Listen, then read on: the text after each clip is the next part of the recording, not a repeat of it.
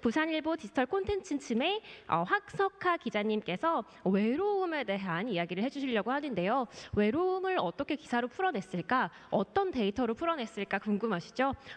부산 시민 1000명한테 조사를 했다고 하는데요. 이 데이터를 가지고 이제 의미망 분석도 하고 또 마음의 지도를 그려내셨다고 합니다. 너무 기대가 되는데요. 큰 박수로 황석하 기자님 맞이해 주시기 바랍니다.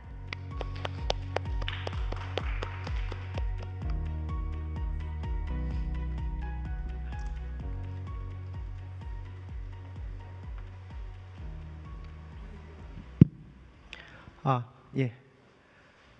반갑습니다. 저는 부산일보의 디지털 콘텐츠 팀에서 근무하고 있는 황석하 기자라고 합니다. 우선은 이제 이렇게 데이터 저널리즘 컨퍼런스에 저희 또 이렇게 초청해 주셔가지고 또 발표할 수 있는 기회를 주셔서 대단히 감사하고 영광으로 생각합니다. 발표에 앞서서 저희가요, 그 작년에 그 한국언론진흥재단으로부터 데이터 저널리즘 멘토링 사업에 저희가 참가를 했습니다. 그래서 그때 당시에 권혜진 대표님도 저희 회사에 오셔가지고 많은 또 이렇게 또 좋은 사례 강의를 또 해주셨고, 많은 이제 다른 언론사 기자분들 또 프로그래머들 오셔가지고 데이터 저널리즘을 좀 어떻게 보도하는가 이런 것들에 대해서 또 좋은 강연을 해주셨는데, 저희가 그때 당시에 이제 이런 사회적 질병, 외로움 이렇게 기획을 하고 있었어요. 그런데 이것을 어떻게 풀어낼 수가 있을까 고민을 하다가 그때 저희가 그 데이터 저널리즘 멘토링에 저희가 이렇게 그 오신 분 강사 한 분을 강연을 들으면서 저렇게 하면 되겠구나 싶어가지고 또 그분과 같이 협력을 합니다. 나중에 자세하게 말씀을 드리겠지만은요.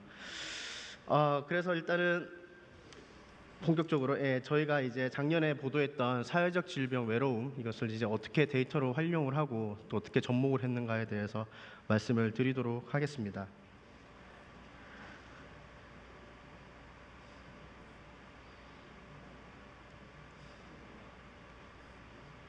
네, 이게 작년에 저희 신문에 보도됐던 기사들이고요. 작년 10월부터 거의 한 달 동안 이렇게 5회에 걸쳐서 보도가 됐습니다.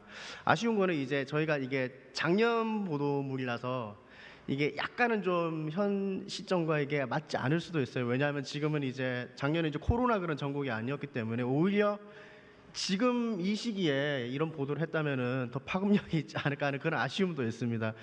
예. 이런 보도고요.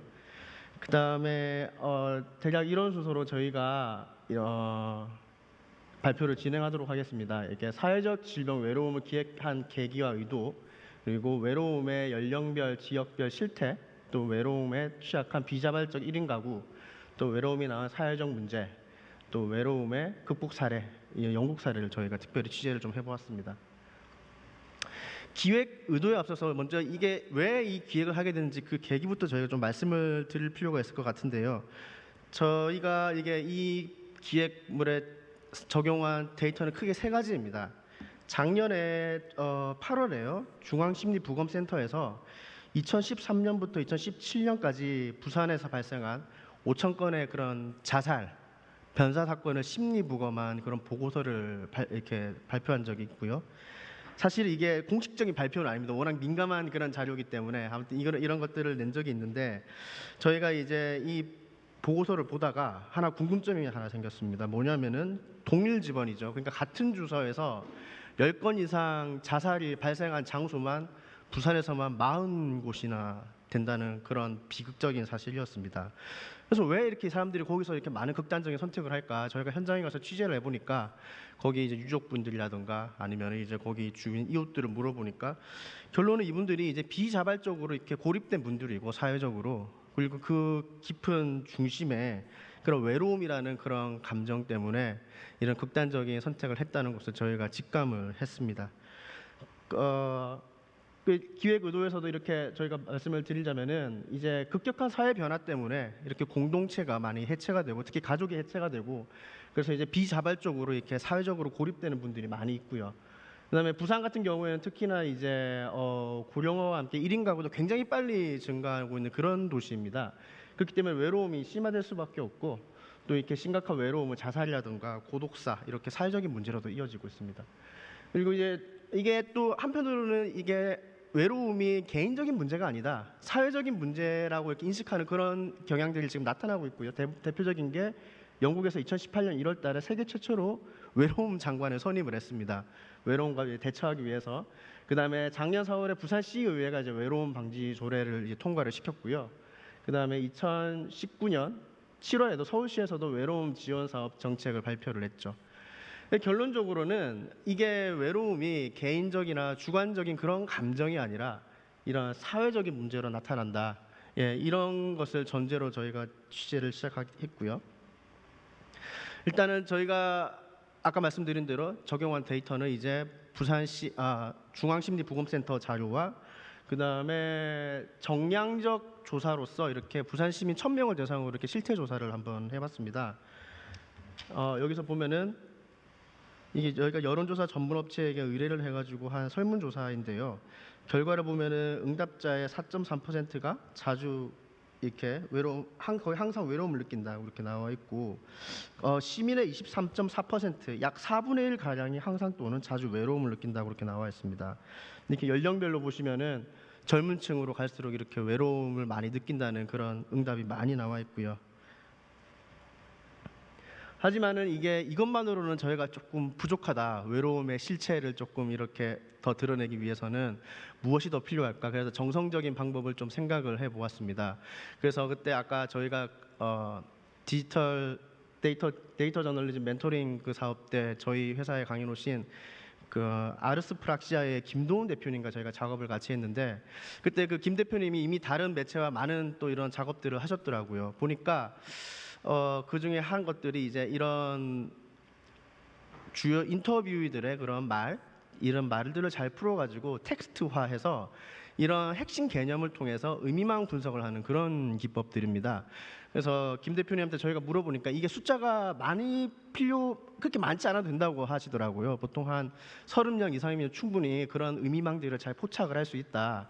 그래서 이제 저희가 그것들을 한번 시도를 해보았고요. 저희가 소개에서는 아마 45명 했다고 나와 있는데 죄송합니다. 그게 숫자의 오류 착각이고 제가 잘못 썼는데 사실은 저희가 36명을 인터뷰를 했습니다. 이분들은 전부 다 이제 연령대별로 20대부터 70대까지 있고요. 그 다음에 다 혼자 사시는 분들이고 또 자살 고위험군 그런 분들입니다. 저희가 이런 분들은 이제 복지관과 그 다음에 저희 회사에서 이렇게 한 5차례 정도 인터뷰를 해서 이렇게 이런 의미망 분석을 해보았습니다.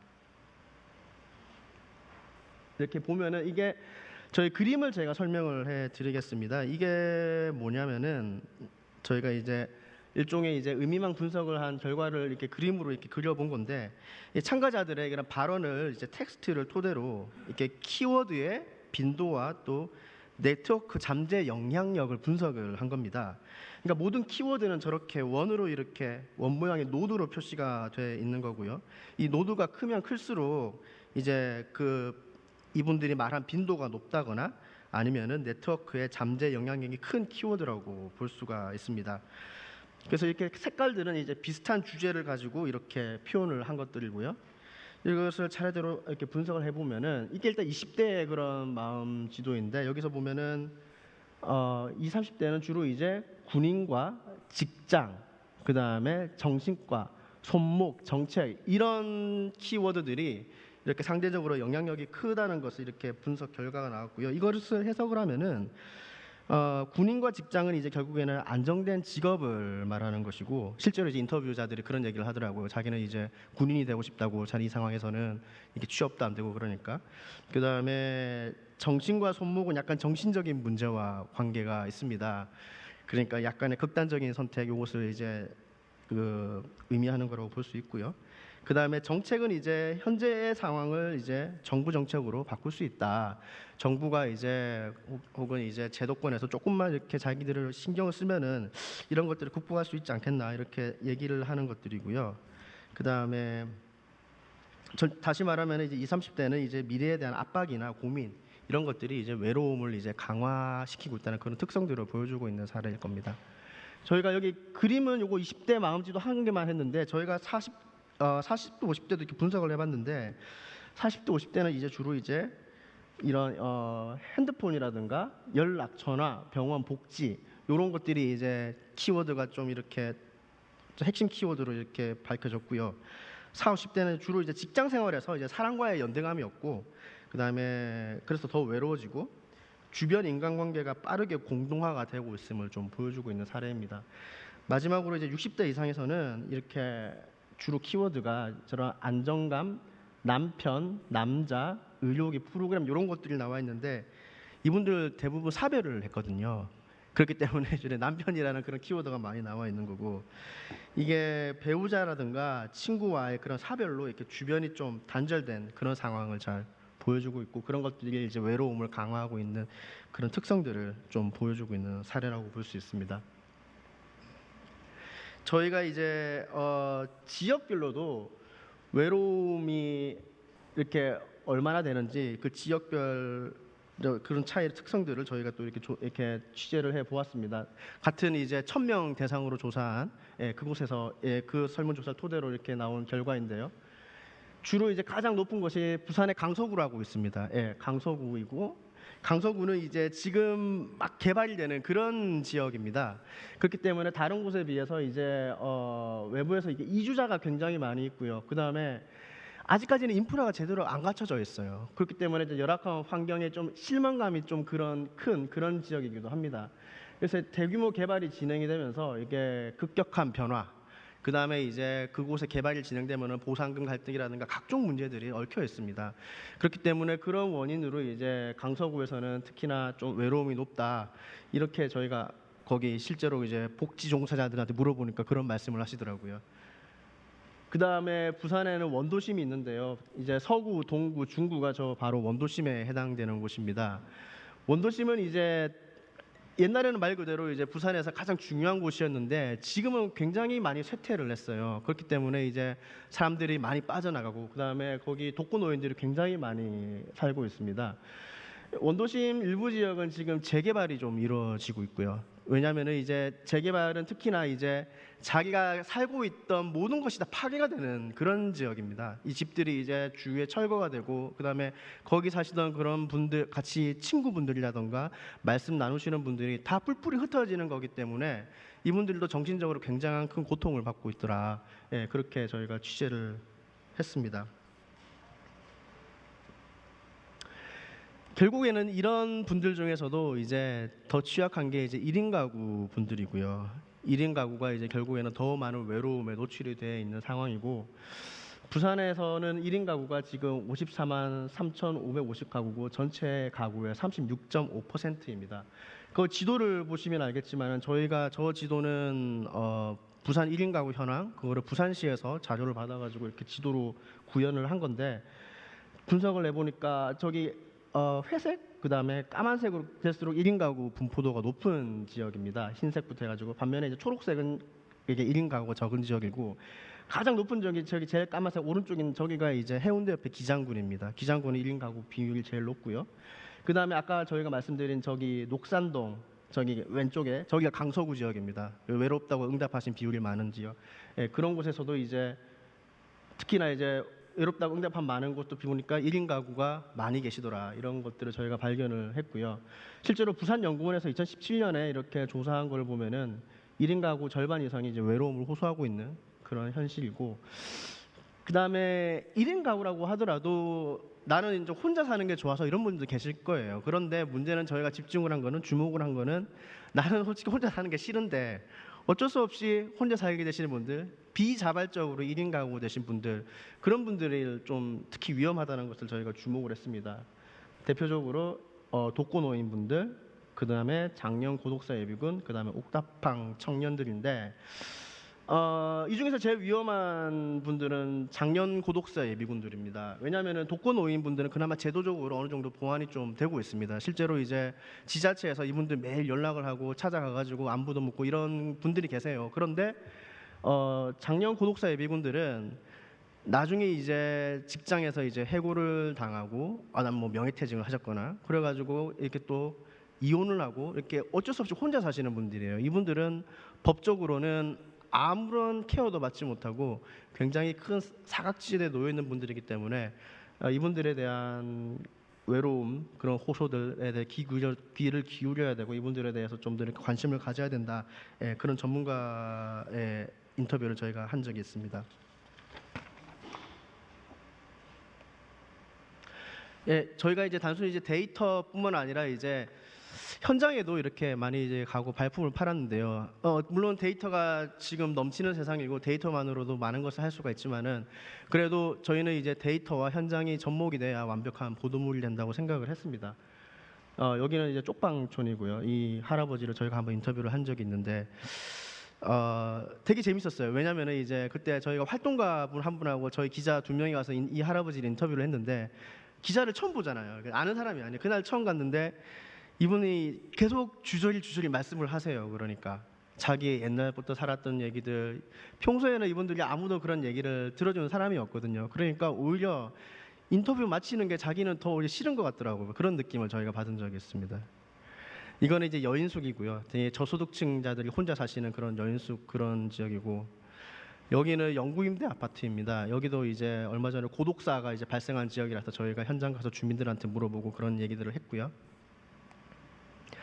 예, 여기는 이제 무연고 사망자가 꽤 많이 발생을 하고 있습니다. 그곳에서 이제 이분들은 어떻게 이제 마지막 길을 가시는지, 예, 이런 것들도 저희가 한번 가서 한번 취재를 한 적이 있습니다. 이래서 이렇게 외로움의 이런 사회적인 문제로 나타나는 게 바로 이제 고독사와 이런 무연고 사망 이런 것들일 거고요. 특히나 이제 저소득층 밀집 지역인 임대 아파트와 쪽방촌 이런 데 외로움의 호소를 급증하고 있고, 그다음에 노인 1인 가구, 그다음에 중장년층 1인 가구, 외부와 단절된 삶들 때문에 더 많이 외로움이 강화되고 있고, 저희가 또 굉장히 그 이분들이 사는 그런 구조적인 것도 좀 주목을 해봤습니다. 특히나 이제 임대 아파트 같은 경우에는 이게 소통이 좀 단절되어 있는 곳들이 되게 많이 있고요. 이런 구조적인 문제도 이제 외로움을 더욱더 이제 증폭시킨다. 예, 이런 것들을 저희가 취재를 좀 하게 됐습니다. 이분들 이제 실제로 어떤 말을 이분들이 하신 말들을 저희가 좀 담아봤는데, 어떤 이제 한 할머니가 이제 가장 힘든 게 이제 외롭다는 것. 그 다음에 낮에는 집에 나와 있지만은 밤에 들어가면 혼자 밥 먹고 TV만 본다. 예, 혼자 사시는 분들. 이게 저희가 아마 임대 아파트 거기서 주민들 인터뷰를 한 걸 겁니다. 그다음에 TV하고 얘기하고 벽 보고 대화하기도 한다. 심지어 이분한테도 말을 건다. 그러니까 집 안에 들어가면은 완벽한 고립인 겁니다. 그렇기 때문에 이분들은 오죽했으면 이제 이불하고 얘기를 한다고 그런 얘기를 했는데 저희가 좀 가슴이 아프더라고요. 현장에서는. 그리고 이것도 정말 가슴 아픈 말인데, 견디면은 그대로 살면은 고독사 하는 거고 결국 못 견디면 자살 아니겠느냐. 예, 이런 말들도 좀 남겨서 좀 가슴이 아팠습니다. 예, 그다음에 이제 사회적 문제, 자살 문제가 나오고 있는데요. 이제 외로움 정도에 따라서 이렇게 극단적인 생각을 이렇게 경험한 비율이 이렇게 높다는 것을, 예, 알고 있습니다. 그래서 사회적 고립에 따른 이제 외로움과 우울증이 불안감 같은 정신적 질환을 악화시키고 결국에는 극단적 선택을 하는 그런 치명적인 결과를 초래할 수 있다. 예, 그런 전문가들은 그렇게 말을 하고 있고요. 요거는 아까 그 심리부검센터 자료인데요. 예, 그래서 이제 특히나 이제 극단적인 선택을 하는 이유, 유형 그런 것들을 저희가 좀 이렇게 또 취재를 좀 해봤습니다. 예, 한 기간 동안에 부산의 한 아파트에서 32명이 이제 극단적인 선택을 했는데, 아까 말씀드렸다시피 이분들이 사는 그런 아파트 자체가 굉장히 고립을 강화하는 그런 구조적인 문제도 많이 가지고 있고요. 또 대부분 혼자 사시는 분들이고, 예, 그런 문제점들이 있었습니다. 이제 항상 이제 그럼 대안이 뭐냐 이렇게 말씀하시는 분들, 특히나 이제 솔루션 저널리즘이라고 해가지고 언론에도 이렇게 많이 대안을 요구하시는 그런 분들이 많아서 저희가 그래서 해외 그런 외로움 극복 사례를 한번 취재를 해봤습니다. 사실 이제 주로 이제 영국을 취재를 했는데 제가 영국에 가지는 못했습니다. 가지는 못했지만은 그쪽 이제 그분들하고 이제 이메일 뭐 서면 인터뷰를 하면서 그쪽 상황을 좀 많이 취재를 해봤고요. 이분이 이제 영국 의원인데요. 저기 나온 저분이 이름이 조 콕스라는 의원입니다. 이분이 이제 그 이제 외로움에 대해서 이게 영국 의회에서 되게 이슈화를 많이 하신 분이고, 그다음에 조 콕스 의원은 또 실제로 이제 이런 정책들을, 외로움 정책들을 이렇게 많이 좀 이끌어낸 그런 분이었는데, 이 사람은 평소에도 이제 외로움이 심각한 사회적 질병이고 이제 사회적 문제를 해결을 해야 된다 이렇게 주장을 했습니다. 근데 이분이 안타깝게도 이게 그 브렉시트 반대 운동 그때 2016년 6월이었죠. 그때 괴한이 쏜 총을 맞아 그냥 그 자리에서 바로 사망을 합니다. 그래가지고 그 뒤에도 이제 이분의 그런 평소에 외로움을 이렇게 사회적 문제로 바라보고 해결하고자 하는 그 정신을 이어받아서 조 콕스 재단이라는 것을 설립을 했는데요. 이 조 콕스 재단이 활발하게 지금 그 활동을 지금 하고 있고요.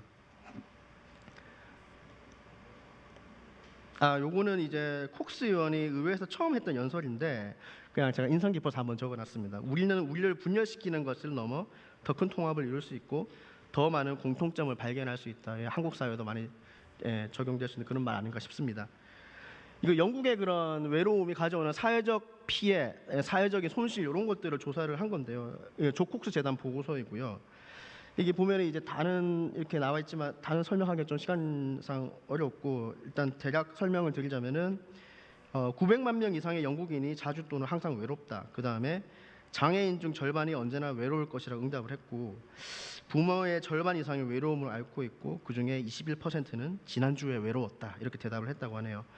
그리고 65세 350만 명의 주요 활동은 TV 시청, 치매를 앓고 있는 38%의 사람이 치매 진단 이후에 친구를 잃었고 그 다음에 런던에 살고 있는 이주자와 난민의 58%는 외로움과 고립이 그들의 가장 큰 문제라고 말을 했다고 합니다.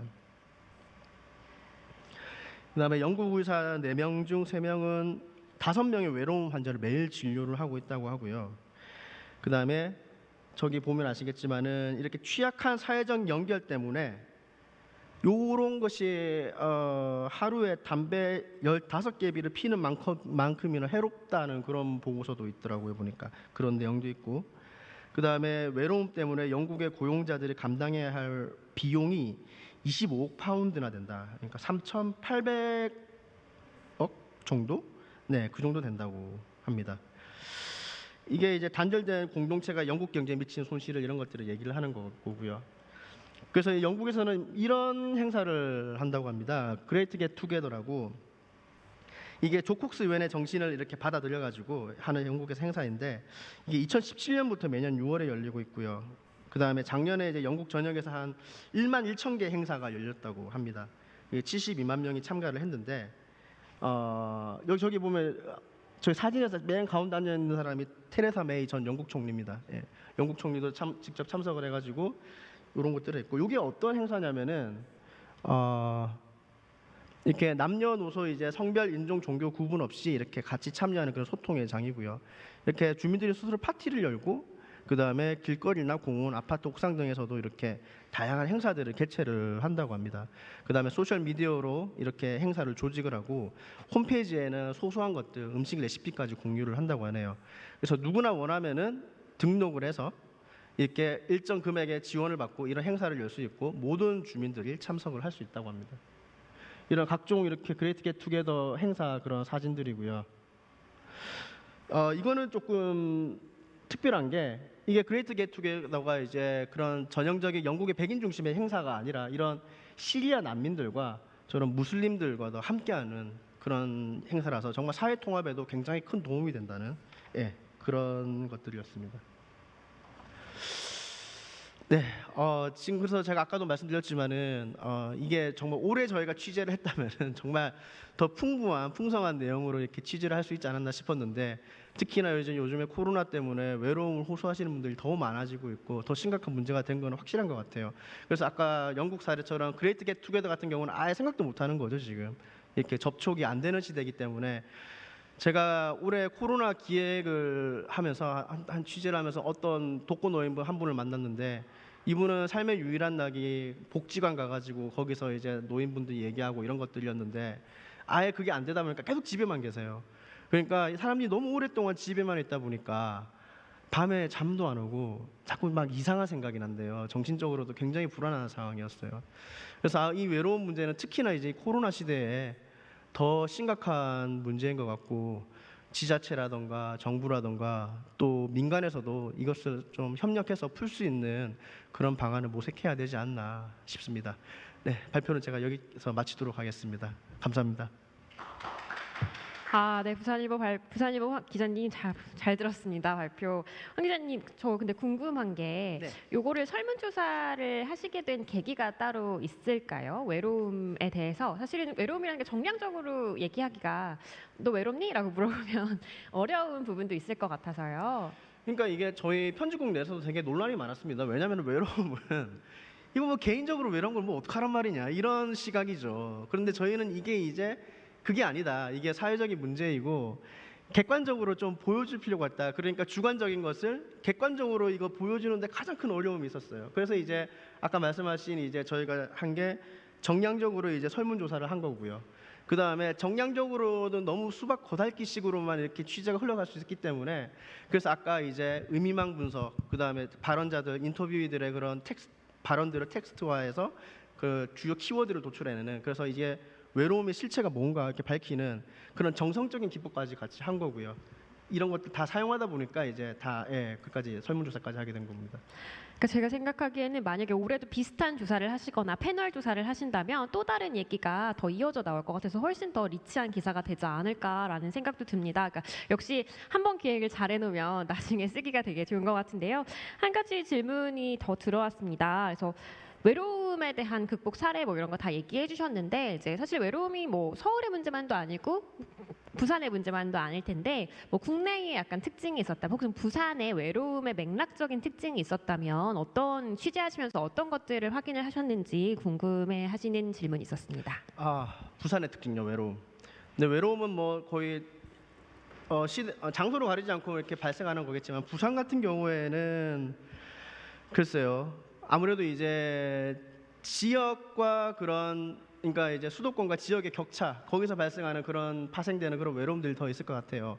왜냐하면 이제 부산에서는 점점 더 많은 이제 경제가 위축이 되고 그러니까 인구도 유축이 되면서 이게 굉장히 빨리 고령화가 되는 아까 제가 말씀드렸지만 그런 도시고요. 그렇기 때문에 이제 특히나 이제 노인 인구가 굉장히 지금 많습니다. 아무래도 이제 노인들이 겪고 있는 이런 외로움들이 일반 청년들이라던가 이런 분들보다는 조금 더 이렇게 좀 결이 다른 그런 모습으로 나타나는 것 같고 그 다음에 지방 소멸을 많이 얘기하고 있지 않습니까? 이게 지방 소멸이라는 게 이게 저기 어디 뭐 그 조그만 시골을 말하는 게 아니에요. 이미 이제 부산에서도 지방 소멸이 발생을 하고 있습니다. 대표적인 데가 이제 부산의 영도구라고요. 해안가를 중심으로 여기서는 이제 몇 년 뒤면 사람이 아예 없다. 이런 보고서까지 있고요. 그렇기 때문에 이제 그곳에 사는 사람들은 이제 사람들이 점점 줄어드니까 거기에 따라서 이제 그동안 정들었던 사람들 뭐 사별이건 혹은 다른 데로 이사를 갔건 이런 것들 때문에 더 큰 외로움에 직면할 수 있고 다시 말씀드리지만은 이게 그런 수도권과 지방의 격차 때문에 거기서 파생하는 외로움들이 그런 특징들이 있을 것 같습니다. 네, 그런 말씀을 해주시니까 더욱더 부산일보에서 지역지로서 이런 외로움을 조사하고 부산의 특징을 집어내고 솔루션을 찾아내는 과정이 더 의미 있었던 것 같습니다. 앞으로도 이 외로움 주제로 팔로업 기사를 기대하도록 하겠습니다. 부산일보 기자님 감사드립니다. 황 기자님 감사드립니다.